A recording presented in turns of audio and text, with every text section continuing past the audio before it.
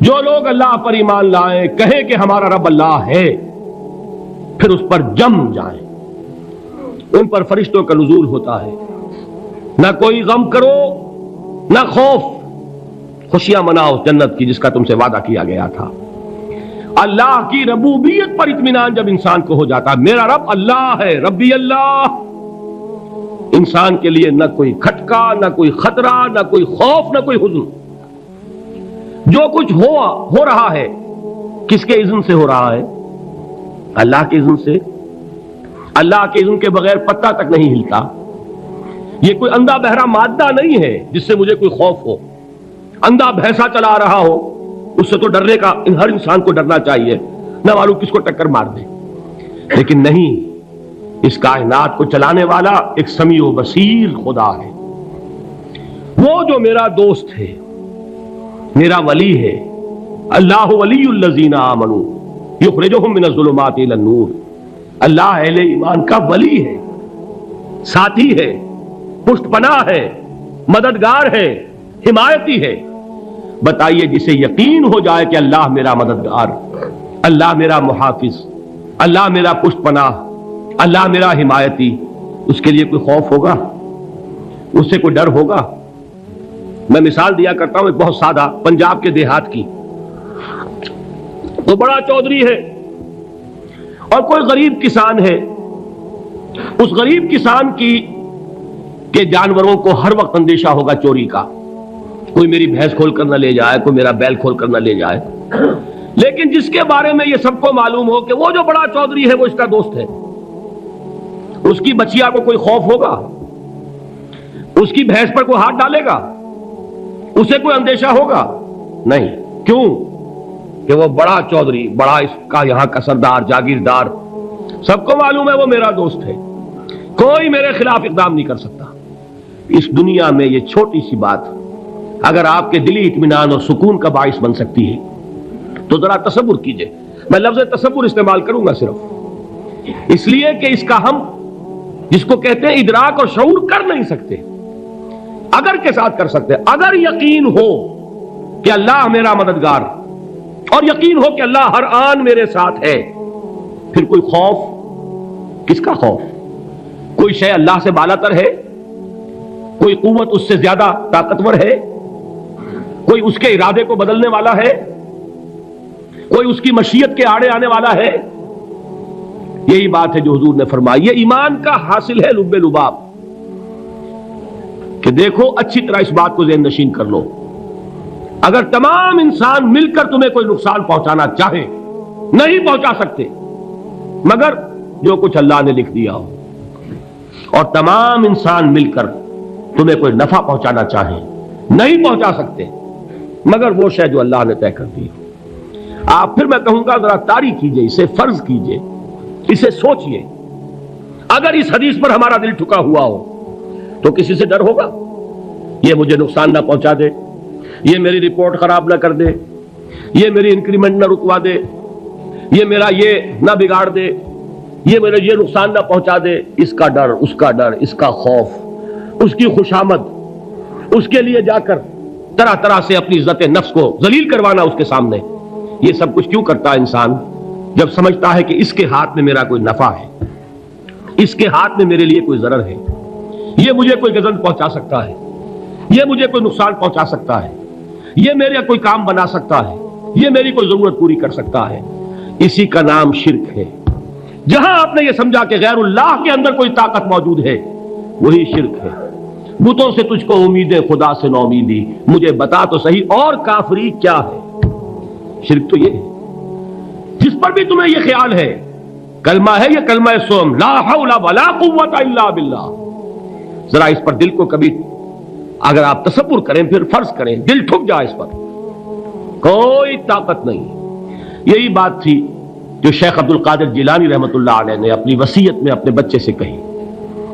11ویں دینے والے ہیں لیکن حضرت شیخ عبد القادر جیلانی کی وصیت اور تعلیمات کو کتنے لوگ ہیں کہ جانتے ہو؟ یہ جن مقامات تک پہنچے ہیں وہ کس چیز کی بدولت پہنچے؟ انہوں نے جو پیغام دیا وہ کیا تھا؟ اے میرے بچے، جس طریقے سے قرآن مجید میں حضرت لقمان کی نصیحتیں جو ہے نقل کر دی گئی ہیں، میں یہ عرض کروں گا بالفرض اگر قرآن حضرت عبد القادر جیلانی کے بعد نازل ہوا ہوتا تو شیخ عبد القادر کی یہ نصیحتیں بھی قرآن میں درج ہوتی. اتنی اونچی نصیحتیں ہیں. اے میرے بچے اس حقیقت کو ذہن نشین کر لے, لا فاعل فی الحقیقت ولا مؤثر الا اللہ. اس کائنات میں نہ کوئی فاعل حقیقی ہے نہ مؤثر حقیقی ہے سوائے اللہ کے. کسی شے میں کوئی تاثیر نہیں اگر اللہ نہ چاہے. آگ جلا نہیں سکتی اگر اللہ نہ چاہے. پانی ڈبو نہیں سکتا اگر اللہ نہ چاہے. زہر ہلاک نہیں کر سکتا اگر اللہ نہ چاہے. کوئی چیز فائدہ نہیں پہنچا سکتی اگر اللہ نہ چاہے. تو در در پہ کیوں سر جھکاتے ہو؟ در در پر کیوں جبیں سائی کرتے ہو؟ سب کے سامنے کیوں ہاتھ پھیلاتے ہو؟ ایک اللہ سے مانگو, ایک اللہ کے سامنے جبین سر پر اپنی جبین رکھو. لا فاعل فی الحقیقت ولا مؤثر الا اللہ. نظر آتا ہے ہمیں کہ پانی پیاس بجھا دیتا ہے. پیاس بجھانے کی صلاحیت پانی میں نہیں ہے, اللہ کے اذن سے. کھانا بھوک مٹا دیتا ہے, بھوک مٹانے کی صلاحیت کھانے میں نہیں ہے, اذن رب میں ہے. دیکھیے یہی یقین تھا. حضرت موسیٰ علیہ السلام کا واقعہ یاد کیجئے. سامنے سمندر آ گیا ہے, قوم دیکھتی ہے پیچھے کہ گرد و غبار کا طوفان ہے. معلوم ہوا کہ فرعون اپنے لشکر سمیت آ گیا ہے. لشکر جب چلتا تھا تیز رفتاری کے ساتھ تو گرد و غبار کا جو طوفان اٹھتا تھا اس کا تصور کیجیے. اور لمحہ بلمحہ وہ قریب آ رہا ہے. پوری قوم نے کیا کہا؟ اے موسیٰ انا لمدرکون, اے موسیٰ ہم کو پکڑے گئے. قرآن مجید نے تو یہاں وہ باتیں نہیں لکھی ہیں, لیکن تورات میں یہ درج ہے کہ بنی اسرائیل جھگڑنے لگے, دست و گریبان ہو گئے موسیٰ کے ساتھ. موسیٰ ہمیں یہاں مروایا لا کر, اس سے تو ہم ہی بہتر تھے. وہاں کھانے کو ملتا تھا, زندگی تو تھی, بیگار ہم کر رہے تھے, موت تو نہیں تھی. اب جو کچھ ہوگا اس کا تصور کرو, جس طریقے سے ہمارے ٹکڑے اڑائے جائیں گے. تو لڑ رہے ہیں حضرت موسیٰ علیہ السلام سے. یہ تورات کی تفصیل ہے. قرآن میں صرف اتنا آیا ہے, پریشان ہو کر انہوں نے کہا انا لمدرکون, موسیٰ ہم تو پکڑے گئے. اس وقت موسیٰ کا جواب کیا ہے؟ کلا ان معی ربی سیہدین. نہیں, میرے ساتھ میرا رب ہے, وہ راستہ دے گا. بتائیے کہاں راستہ نظر آ رہا ہے؟ یہ ہے ایمان بالغیب. راستہ نظر نہ آئے تب اللہ پر یقین ایمان ہے. جیب میں پیسے ہوں اور تب دل کو اطمینان ہے تو ایمان کس پر ہوا؟ پیسے پر, اللہ پر نہیں. جب وسائل و ذرائع نہ ہو اور پھر یقین ہو کہ اللہ مسبب الاسباب ہے, وہ اسباب کا پابند نہیں ہے, وہ اسباب کا محتاج نہیں ہے, اسباب اس کے محتاج ہے. اگر یہ یقین ہے تو اللہ پر ایمان ہے, یہ نہیں ہے تو تمہارا ایمان اسباب پر ہے, وسائل پر ہے, ذرائع پر ہے, مادیات پر ہے, اللہ پر نہیں. اس وقت کہاں راستہ تھا؟ کوئی راستہ تھا؟ سمندر ہے اور ادھر سے لشکر آ گیا ہے. کلا ان معی ربی سیہدین. اب دیکھیے ایمان کہہ دینا آسان ہے, ہوا معکم اینما کنتم, جہاں کہیں بھی تم ہوتے ہو اللہ تمہارے ساتھ ہوتا ہے. لیکن اس کا یقین قائم ہو جائے تو زمین و آسمان کا فرق واقع ہو جائے. یہی بات ہوئی حضور کے ساتھ. غار ہے, چھپے ہوئے ہیں محمد رسول اللہ اور آپ کے وہ یار غار ابو بکر صدیق رضی اللہ تعالی عنہ. اقبال نے حضرت ابو بکر کی شان میں چند اشعار کہے صرف, لیکن واقعہ یہ ہے کہ بھاری بھاری نظموں پر اور قصیدوں پر بھاری ہے. طویل ترین نظمیں اور قصیدے ہوں ان پر بھاری ہے. ہمتیں ابو بکر کی ہمت جو ہے, کشت ملت را جو ابر, جیسے بارش سے کھیتی اپجتی ہے, ابو بکر کی ہمت اور عظیمت اس امت کو اسی طرح سینچنے والی ہے. ثانیے اسلام و غار و بدر و قبر, وہ دوسرے تھے اسلام میں, دوسرے. پہلے کون تھے؟ انا اول المومنین, حضور فرماتے ہیں سب سے پہلا ایمان لانے والا میں. دوسرے ابو بکر. ویسے ہمارے ہاں یہ چلتا ہے اختلاف, حضرت علی پہلے ہیں کہ حضرت ابو بکر پہلے ہیں, لیکن اس میں بڑی خوبصورت تطبیق قائم کی ہے علماء نے اور بہت صحیح ہے. چار کے بارے میں فیصلہ ہی مت کرو کہ کون پہلے ہے. ان کی ایک عجیب تقسیم کر دی ہے. آزاد مردوں میں, بالغ مردوں میں سب سے پہلے ابو بکر, بچوں میں سب سے پہلے علی, خواتین میں سب سے پہلے خدیجہ، اور غلاموں میں سب سے پہلے زید ابن حارثہ۔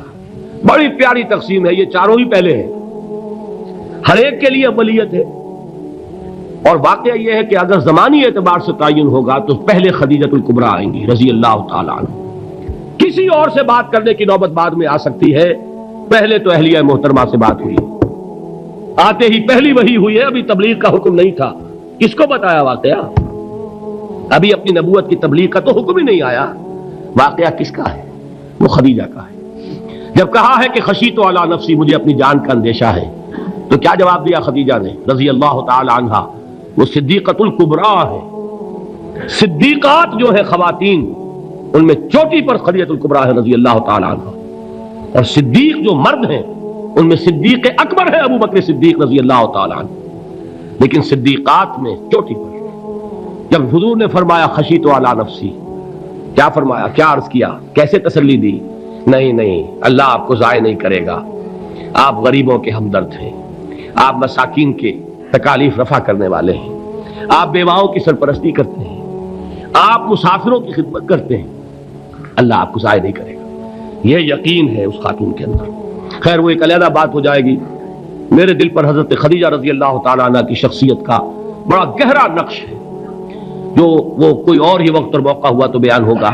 بہرحال اقبال نے ایک مصرے میں جو 4 اولیتیں جمع کر دی ہیں، ہمت او کشت امت را چو ابر، ثانی اسلام و غار و بدر و قبر۔ اسلام میں حضور کے بعد پہلے کون؟ ابو بکر۔ غار میں حضور کے ساتھ کون؟ ابو بکر۔ بدر کی رات اللہ کا رسول سر بسجود، وہ وہ گھاس پھوس کی جو جھوپڑی بنائی گئی تھی، اور وہاں تلوار ننگی لے کر پہرا دینے والا کون؟ ابو بکر۔ اور اس حجرہ عائشہ میں محمد کے بعد سب سے پہلے دفن ہونے والا کون؟ ابو بکر رضی اللہ تعالی عنہ صلی اللہ علیہ وسلم۔ وہ جو معاملہ میں سنا رہا تھا غار ثور کا، حضرت ابو بکر بھی حضور کے خیال سے لرز گئے ہیں۔ آپ کو یاد ہوگا کہ جا کر پہلے تمام جتنے سوراخ تھے انہیں بند کیا ہے، ایک سوراخ رہ گیا تھا جس کو بند کرنے کے لیے کوئی کپڑا نہیں تھا، وہاں اپنی ایڑی رکھی ہے، تب کہا ہے حضور سے تشریف لائیے، اور اپنے زانو پر حضور کو لٹایا ہے، اور وہاں کسی موذی جانور نے کاٹا ہے، حضور کی آنکھ لگ گئی تھی، اس وقت اس بل کے اندر جو بھی بچھو ہے کیا ہے واللہ عالم، اس نے کاٹا ہے، اس کی تکلیف کی وجہ سے ابو بکر کی آنکھوں سے آنسو ٹپک گئے، حضور کے چہرے مبارک پر پڑے ہیں، تو حضور جاگے ہیں، معاملہ کیا ہے؟ ایڑی نہیں ہٹائی وہاں سے، مبادا وہ جانور وہاں سے نکل کر محمد الرسول اللہ کو کوئی گزن پہنچا دے، ابو بکر کی ایڑی ہے، جس طرح چاہے کھا لے، ختم کر دے، جان نکل جائے تب کوئی آنچ آئے محمد پر تو آئے، لیکن جیتے جی نہیں۔ وہ ہے ابو بکر حضور کے خیال سے۔ اس وقت حضور نے پھر اپنا لعاب دہن لگایا ہے، اور اس سے پھر آپ کی تکلیف ختم ہوئی۔ جیسے خیبر میں حضرت علی کی آنکھ دکھ رہی تھی، اس کو جو شفا حاصل ہوئی ہے وہ بھی حضور کے لعاب دہن سے ہوئی۔ بہرحال اس وقت انہوں نے کہا ہے کہ اے نبی یا رسول اللہ، اگر اس وقت ان میں سے کسی نے غیر ارادی طور پر بھی اپنے قدموں کی طرف جھانک لیا تو پکڑے جائیں گے۔ کیا جواب تھا اللہ کے رسول کا؟ لا تحزن ان اللہ معنا، اللہ ہمارے ساتھ ہے، کیوں گھبراتے ہو ابو بکر؟ یہ ہے ایمان باللہ، میرا مالک اللہ، میرا رازق اللہ، میرا محافظ اللہ، میرا مددگار اللہ، میرا پشت پناہ اللہ، میرا دوست اللہ۔ یہ دوستی ہے اللہ کی جو لب لباب ہے، حاصل ہے ایمان کا، اسی کا نام ولایت ہے۔ اولیاء اللہ کے سروں پر سینگ نہیں ہوتے، جس کے دل میں ایمان راسخ ہو چکا ہو وہی اللہ کا ولی ہے، جسے اللہ پر یقین ہو چکا ہے وہی اللہ کا ولی ہے، جسے یقین ہے اللہ میرے ساتھ ہے، میرا مددگار، میرا پشت پناہ، میرا ساتھی، میرا دوست، میرا محبوب، میرا محب۔ اللہ اہل ایمان سے محبت کرتا ہے۔ واللہ یحب الصادقین، ان اللہ یحب الذین یقاتلون فی سبیلہ صفا کانہم بنیان مرصوص۔ اللہ محبت کرنے والا، اہل ایمان محبوب، اور اہل ایمان محبت کرنے والے اللہ محبوب۔ والذین آمنوا اشد حبا للہ۔ آپ تصور کیجئے جسے یہ رشتہ ایمان یا رشتہ ولایت حاصل ہو جائے، الا ان اولیاء اللہ لا خوف علیہم ولا هم یحزنون، آگاہ ہو جاؤ، اللہ کے دوستوں کے لیے نہ کوئی خوف ہے نہ کوئی حزن ہے۔